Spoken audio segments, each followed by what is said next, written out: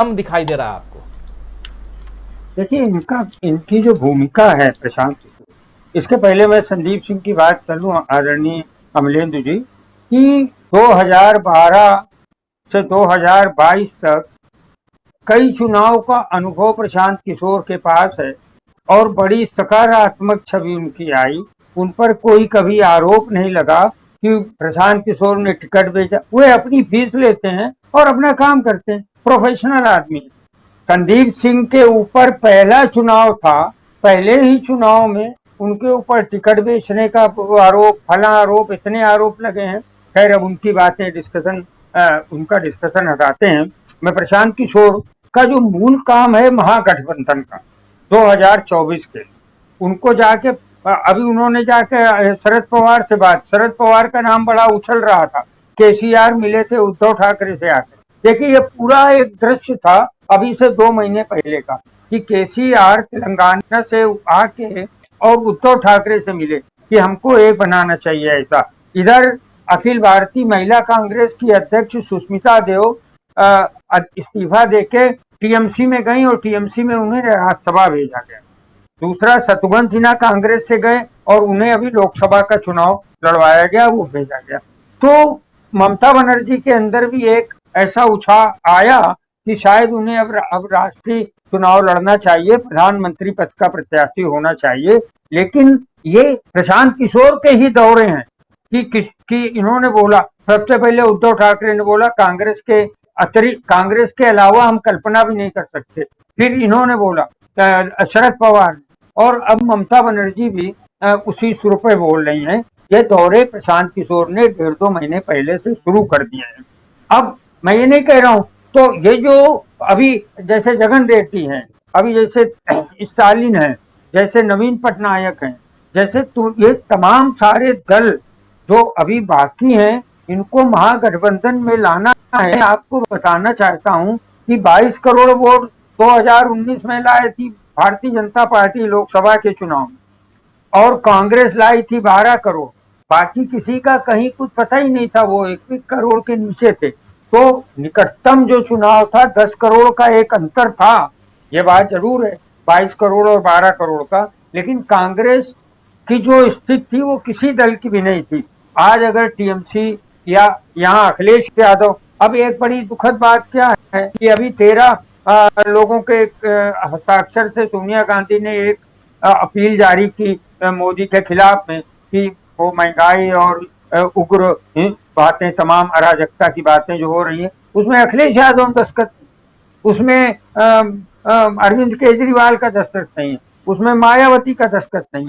तो अब जो काम बचता है वो काम प्रशांत किशोर, मेरे अनुसार, मेरी जानकारी के अनुसार प्रशांत किशोर का मूल काम ये रहेगा कि वे 2024 के लिए एक महागठबंधन तैयार करें और उसमें आगे। देखिए, इससे फायदा क्या, मैं आपको दूसरा काम बताऊं उसके पहले कि पूरे हिंदू, ठीक है 22 करोड़ वोट तो मिले थे भारतीय जनता पार्टी, लेकिन पूरे देश में अगर देखिए तो 100 करोड़ हिंदुओं में ज्यादा से ज्यादा 8 या 9 करोड़ लोग हैं जो उग्र हिंदुत्व से प्रभावित हैं।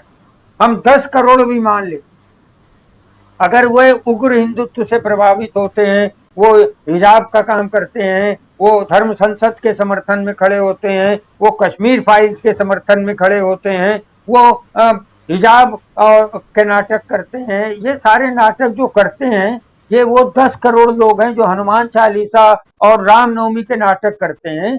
इन 10 करोड़, देखिए मेरी बात को देखिए, आज की चर्चा में शायद अगली चर्चा का भी विषय निकले आपका, सॉरी टू से मैं बड़ी बात बोल रहा हूं, लेकिन शायद कि ये जो 10 करोड़ उग्र हिंदुत्व के लोग हैं, ये लोग 90 करोड़ उदार हिंदुत्व को चुनौती देते हैं बार बार, जो 90 करोड़ हिंदू हैं, और उन्हीं में से 2-3 करोड़ वोटर ये हर बार छीन के ले जाते हैं जो उग्र हिंदुत्व में कल।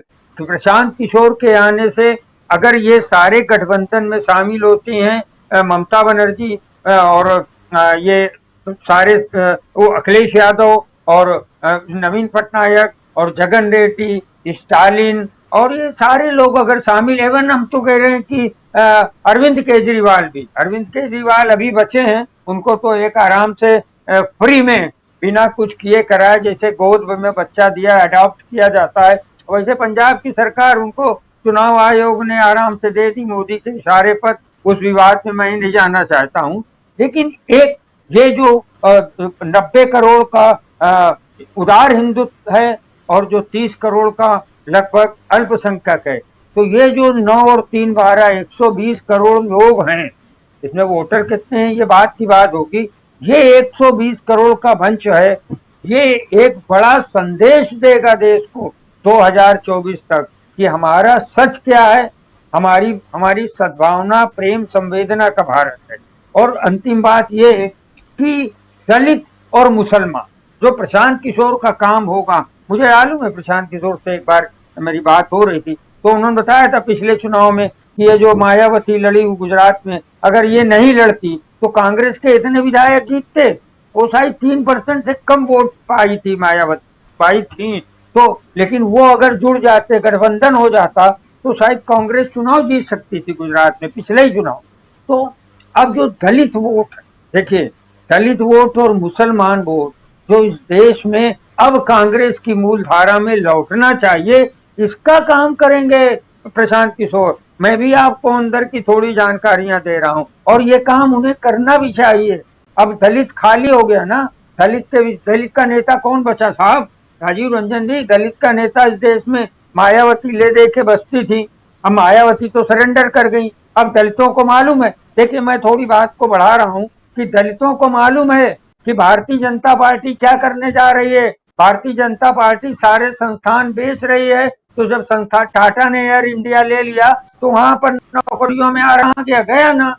दलितों, मेरी IPS IRS और तमाम दलित लोगों से रोज मुलाकात बंबई और बंबई के बाहर होती है। वो चिंतित है कि हमारी अगली पीढ़ी को जब आरक्षण ही नहीं मिलेगा, नौकरी नहीं मिलेगी, तो हमें तो मिल गई, मैं तो IRS हो गया, मैं इनकम टैक्स का कमिश्नर हूँ, मगर ये क्या मेरी पेंशन खाएगा मेरा बेटा? हमें आरक्षण चाहिए। लेकिन ये नरेंद्र मोदी ने जिस ढंग से सरकारी संस्थान और नवरत्न संस्थान, SCL अभी सब बेच रहे हैं, तो हमारे जब सरकारी संस्थान ही नहीं है तो दलितों को आरक्षण कहाँ मिलेगा? दूसरा, दलितों के पास खेती और जमीन नहीं है, तो बेचारे करेंगे क्या? केवल नौकरी बचती है, आर्थिक स्थिति उनकी ठीक नहीं। तो ये जो दलित समाज का वोट है, वो जोड़ना है वापस कांग्रेस की ओर, प्रशांत किशोर का। और मुसलमान वोट, अंतिम बात मैं बोल रहा हूँ कि मुस्लिम वोट जिसने जो है जाके 100% जो है ममता बनर्जी को वोट दिया, जिसने उत्तर प्रदेश में 100% अखिलेश यादव को वोट दिया, जिसने दूसरी जगन रेड्डी को दिया, उसी तरीके से अब ये जो मुस्लिम वोट है, इसको मूल धारा में लाकर एक साथ प्रधानमंत्री बनाने के लिए अब अखिलेश यादव से हटना चाहिए। अब ममता बनर्जी अगर गठबंधन में आती हैं, तो उनके इशारे पर प्रधानमंत्री कांग्रेस का बने, इसके लिए वोट मुसलमान करेगा। अब मुसलमान वोट मुख्यमंत्री बनाने के लिए न तो ममता को करने वाला है, न ही अखिलेश यादव को करने वाला है, न दूसरे लोगों को। इसलिए जो दलित और मुस्लिम वोट का कॉम्बिनेशन है, ये काम इनको करना है और महागठबंधन करना है, और ये बहुत सारी चीजें हैं जो इनके जुम्मे है। तो मुझे लगता है कि 2024 के लिए इनका काम जो है प्रशांत किशोर का, ये एक, और वो प्रोफेशनल आदमी है, वो आके इस ढंग से, मैं तो बोल रहा हूँ ना कि वो संगठन में नहीं बोलने वाले, मैं तो बल्कि जाके उनको फैक्स करूंगा, बीइंग ए जर्नलिस्ट फैक्स करूंगा, क्योंकि मुझे भी इस मुल्क को सांप्रदायिकता में झोंकने से बचाना है। बीइंग ए जर्नलिस्ट मुझे भी जो है हनुमान चालीसा अपने घर में, मैं तो मिथुन राज का पढ़ रहा था, देखिए मैं हंसी की बात कर रहा हूँ थोड़ा, जैन मैडम शुक्ला जी, कि मैं आज मिथुन राज का वो देख रहा था YouTube में, तो उसमें उन्होंने RD जैन ने बोला कि मिथुन राज वाले जो हैं रोज हनुमान चालीसा पढ़े, और मैंने अपनी वाइफ को बताया, हम दोनों बहुत ये हम घर में तो वैसे भी पढ़ लेते हैं और हम ब्राह्मण आदमी हैं, अभी नीचे जाके हनुमान चालीसा पढ़ेंगे तो भीड़ इकट्ठा हो जाएगी, तनाव का वातावरण। तो हमें मुल्क को इन चीजों से बचाने की जिम्मेदारी हम अखबार नवीसों को भी है। हम दूसरे प्रोफेशन छोड़ कर रहे हैं। मैं तो फिजिक्स का लेक्चरर था, मैं वो छोड़ के पत्रकारिता में आया था। तो मैं इसलिए नहीं आया था कि मैं कश्मीर फाइल्स देखूं, मैं इसलिए नहीं आया था कि हनुमान चालीसा मस्जिदों के सामने पढ़ो, लाउड स्पीकर हटाओ और ये सारे ये देखने के लिए मैं नहीं आया। मैं तो वहीं पर अपनी डायनेमिक्स और फिजिकल मैथमेटिक्स में खुश था, लेकिन यहाँ आया हूँ तो मुझे भी मुल्क के लिए यूं वहां भी काम करना था, यहाँ भी। तो प्रशांत किशोर एक बड़ी अच्छी एक रोशनी की किरण है, सिर्फ कांग्रेस के लिए नहीं है। देखिए ये मान लें कि वो कांग्रेस के लिए आ रहे हैं, मैं तो बिग प्रोस्पेक्ट में सोचता हूँ कि वो मुल्क को बचाएं। कांग्रेस को जिताना इस समय का मतलब है कि मुल्क को बचाना, क्योंकि मुल्क की मुझे साहस अनुमति दीजिए कि मैं कह पाऊं एक लाइन में कि कांग्रेस की सभ्यता वही है जो भारतवर्ष की सभ्यता है, जो भारतवर्ष में प्रेम, सद्भावना, संवेदना का माहौल रहना चाहिए, वही कांग्रेस की सभ्यता।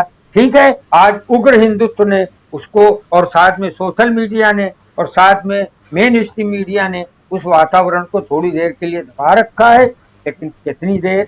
2024 में हम आशान्वित हैं कि एक भांडा फूटेगा और उग्र हिंदुत्व और उदार हिंदुत्व को से निकालने पड़ेंगे हमें नेता, उदार और अल्पसंख्यकों से और दलितों से हमें नेता निकाल के हमें एक बार फिर भारत की ये जो नरेंद्र मोदी की सरकार है, जिसने मुल्क में हमारे पत्रकारों को, आपने 12 पत्रकारों को नंगा करके दिखाया है, शर्म नहीं आती आप लोगों को? हाँ, एक खुशवंत सिंह था जिसको राज्यसभा भेजते थे कांग्रेस के लोग, एक नेहरू इनको कुलदीप नैयर को भेजा, कितने पत्रकारों को भेजा राज्यसभा, राजीव शुक्ला गया, दूसरे तमाम लोग। आप लोग पत्रकारों को नंगा करके घुमाते हैं। तो ये सारी चीजें हमें इस मुल्क में नहीं देखनी है।